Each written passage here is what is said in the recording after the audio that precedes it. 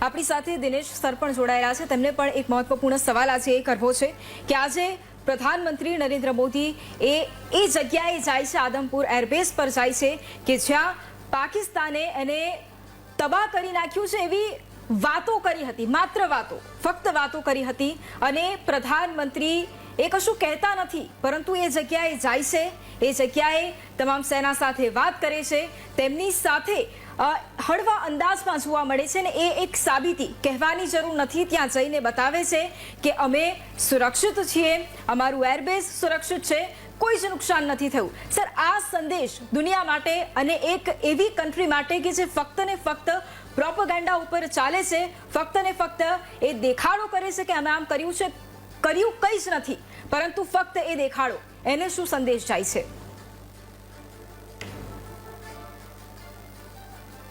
નમસ્તે વૈભવી, અને thank you for inviting me. જી, સૌથી પહેલાં તો હું 2 પોઈન્ટ જરા ક્લિયર કરવા માગું છું કે સીઝ ફાયર માટે થોડા ક્વેશ્ચન્સ ઊભા થઈ રહ્યા છે. જી, પણ હું ડિફેન્સના અનુભવો પરથી એટલું કહી શકું છું કે ઘણા ડિસિઝન છે ને તે વખતે કોમ્પ્લિકેટેડ હોય છે કે it is easy to decide between the right and the wrong, but it is very difficult to decide between right અને મોર રાઇટ.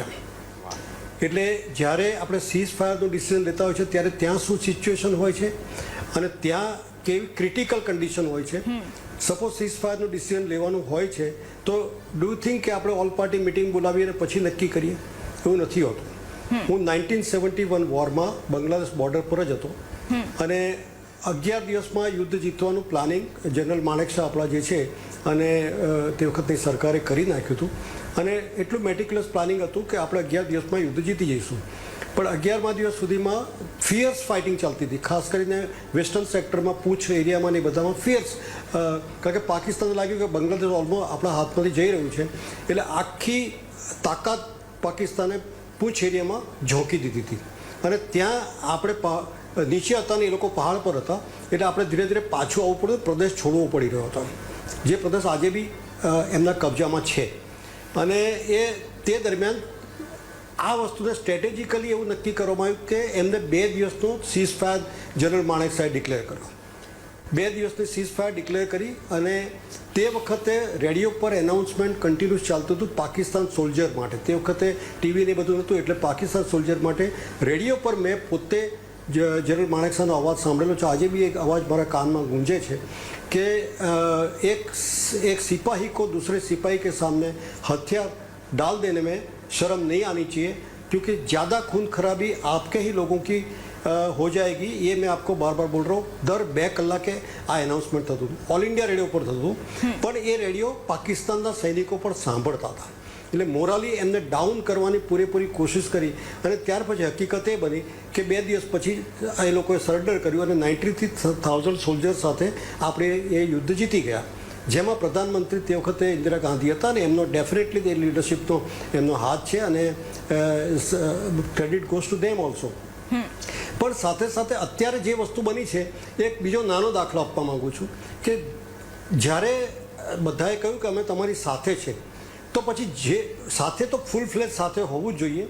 કારણ કે શું થાય છે, એક નાનો દાખલો કે જ્યારે સ્ટોન પેલ્ટિંગ કાશ્મીરમાં ચાલતું હતું, પથ્થરો ફેંકતા હતા લોકોને, જ્યારે તે વખતે તમને ખ્યાલ હોય તો 100 માણસને હાઈજેક કરવામાં, એટલે કિડનેપ કરીને 100 માણસને મારી નાખવાની તૈયારી ચાલતી. ત્યારે મેજર ગોગોઈ, તમને બધાની આશા, મેજર ગોગોઈએ ત્યાંથી આ લોકોને બચાવવાના હતા અને બચાવવા માટે એમનો જ એક માણસને જીપની આગળ બાંધી દીધો હતો, જેથી એ જ્યારે નીકળે અને પેલા લોકોને બચાવવા માટે નીકળે તો એની ઉપર જો એ લોકો પથ્થરમારો કરે કે ફાયરિંગ કરે તો એમનો જ માણસ મરી જાય.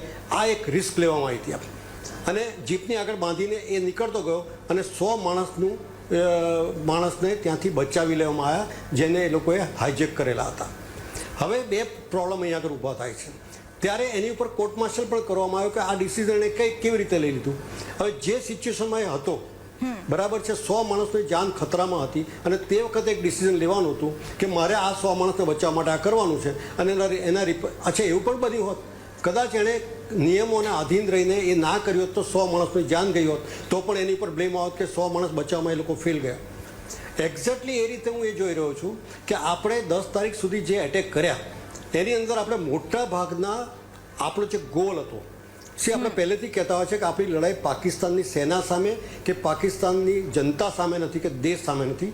આપણી લડાઈ જે હતી તે આતંકવાદીઓ સામે હતી. બિલકુલ. હવે 100 માણસ, 100 આતંકવાદીઓ અને 50 એના સોલ્જર, આટલા લોકોને આપણે એમનો નાશ કરી દીધો. બરાબર છે. એટલે ગોલ આપણો એચીવ થઈ ગયો હતો. બીજી વસ્તુ એ બધી હતી કે આખા એ 3 દિવસ 4 દિવસના આપણા જે ઓપરેશન્સમાં તમે જોજો કે જે આપણું એચિવમેન્ટ ગણી શકાય કે એ લોકો એક પણ એટેકમાં સક્સેસફુલ નથી ગયા અને આપણે એક પણ એટેકમાં ફેલ નથી ગયા. This is the major achievement. હવે બીજી એક વસ્તુ કહેવા માગું છું કે અત્યારે આખી દુનિયાની અંદર યુદ્ધ ચાલી રહ્યા છે. યુક્રેન અને રશિયાના વોરની અંદર 10 દિવસ સુધી હું આવા ઇન્ટરવ્યૂમાં હતો અને મેં જોયું કે 7 દિવસમાં રશિયા વિલ કેપ્ચર યુક્રેન.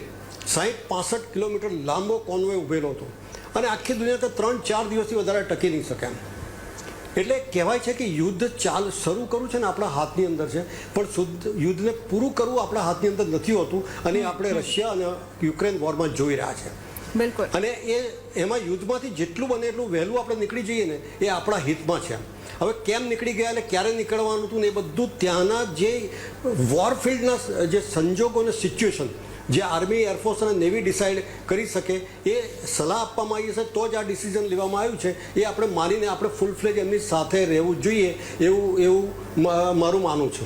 બીજી વસ્તુ છે કે જનરલ માણેક સાહેબ પણ તે વખતે એક સ્ટેટમેન્ટ આપ્યું હતું કે the great courage does not lie in fighting the war but the greatest courage lies in the avoiding the war. અત્યારે આખી દુનિયા એકમાં શાંતિ હતી તો ફક્ત ભારતની અંદર શાંતિ હતી એમ, અને એને પણ છેડવામાં આવ્યું. બની શકે આપણે એક મોટી સાજિશ હોઈ શકે. હું એ નથી કહી શકું મોટી સાજિશ કે ભારતને ગમે એમ કરીને યુદ્ધમાં ઇન્વોલ્વ કરવો અને પછી યુદ્ધમાં એને એન્ગેજ રાખવા. આ વખતે આ ડિસિઝન આગળ જતાં સમય કદાચ બતાવશે કે રાઈટ હતું કે રોંગ હતું. બીજી વસ્તુ 71 વોરની વાત કરીએ છીએ તો આપણે જીતી ગયા છે. ત્યાર પછીનો ઘણો ડિબેટ છે. આર્મીએ પણ આ બાબતમાં કમેન્ટ આપેલી હતી કે આટલું બધું ખૂન વહ્યા પછી આજે POK કેમ એમની પાસે છે? બરાબર છે. તો POK તો તે વખત આપણે લખાઈ શક્યા હોતા. કેમ આપણે જે વોટર ટ્રીટી કરી છે તેની અંદર 80% પાણી આપણે પાકિસ્તાનને આપવું પડે છે? એવા ઘણા બધા ડિસિઝનો પર ડિબેટ થઈ શકે. હું એ માણસ નથી કે મારે એ બાબતમાં એન્ટર થવું છે, પણ હું આર્મીની સિચ્યુએશન પ્રમાણે કહેવા માગું છું કે ઘણા ડિસિઝન તે વખતે લેવાતા હોય છે અને જેટલું યુદ્ધમાં એન્ટર થવું જરૂરી છે એટલું જ એમાંથી જેટલું બને એટલું બહાર નીકળી જવું જરૂરી છે. અને હવે બીજું, તે દિવસ સુધીમાં આપણે આતંકવાદીઓને ખતમ કરી નાખ્યા. આપણે એમના લગભગ 50% એરબેઝ ડિસ્ટ્રોય કરી દીધા છે. હવેનો જે એટેક છે ત્યાર પછીનો કદાચ આપણે સિવિલિયનો પર એની ઇફેક્ટ થઈ શકત, કદાચ એવું બની શકે કે પછી આર્મીના યુનિટો પર ઇફેક્ટ થઈ શકત અને પછી એનું આખું ફૂલ ફ્લેજ વોરમાં નિર્માણ થઈ જાત. આપણે લિમિટેડ વોરમાં ગયા છે. અને આ દાખલો હું તમને વાજપેયી જ્યારે પ્રધાનમંત્રી હતા ત્યારનો બી આપું છું કે તે વખતે કારગિલ વોર આપણે છે ને એની અંદર ચોખ્ખું આપણે નક્કી કહ્યું કે we will go for a limited war, કારણ કે એ લોકોએ ઘૂસણખોરી કરી છે ને એમને આપણે ખાલી ખદેડવાના છે. તે વખતે આપણી ઇકોનોમિકલ કે બધી રીતેની કન્ડિશન એવી હતી કે વી કેનોટ એન્ટર ઇન્ટુ ફૂલ ફ્લેજ વોર, નહીં તો પછી બહુ મોટો પ્રોબ્લેમ થઈ જશે અને દુનિયા પણ આપણે કદાચ સાથ નહીં આપે. આપણે બધી રીતે વિચારવાનું હતું. એટલે એમણે નક્કી કર્યું કે will go in A limited war only. અને પણ લિમિટેડ વોરમાં બી 3 મહિના સુધી એ વોર ખેંચાઈ ગયું હતું અને એ લોકોના 3500 જેવા સૈનિકો એમના ખતમ થઈ ગયા હતા અને આપણે 1600 જેવા આપણી સેનાના સૈનિકોને ગુમાવ્યા હતા. એટલે આપણે અત્યાર સુધી સેફે મારા અનુભવ પ્રમાણે 17 વર્ષ હું ડિફેન્સમાં રહ્યો અને આગલા 65ના યુદ્ધનું 62 વોરમાં મિનિમમ કેઝ્યુલિટી સાથે મેક્સિમમ ડિસ્ટ્રક્શન છે ને આ 3 દિવસમાં થયું છે.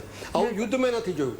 બીજું જે અત્યારે DMOએ પણ કહ્યું છે ને મને એનો ડાઉટ હતો કારણ કે ચેનલો કહેતી હતી કે આપણે એના 2 F-16 અને 2 J-17 આપણે ચાઇનાના તોડી પાડ્યા છે.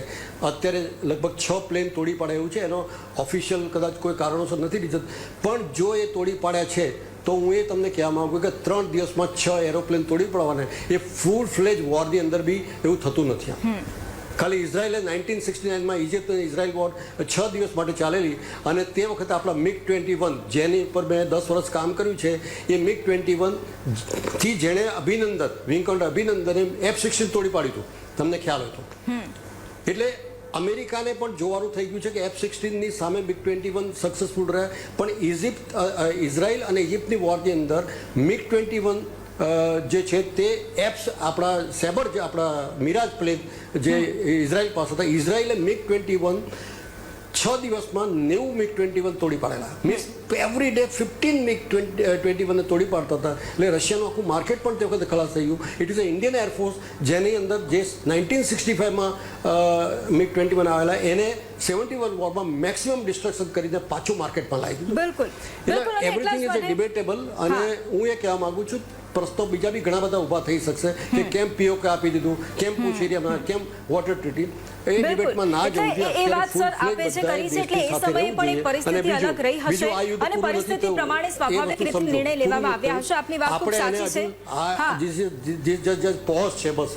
હા, બિલકુલ એ જ વાત છે કે આપે જે અત્યારે વાત કરી પરિસ્થિતિ કદાચ એ સમય અલગ રહી હશે અને અત્યારની પરિસ્થિતિ અલગ છે. એટલે પરિસ્થિતિ પ્રમાણે સ્વાભાવિક રીતે નિર્ણયો લેવામાં આવતા હોય છે અને એટલા જ માટે આગળ પણ ચર્ચાને યથાવત રાખીશું. લઈશું એક ક્વિક બ્રેક.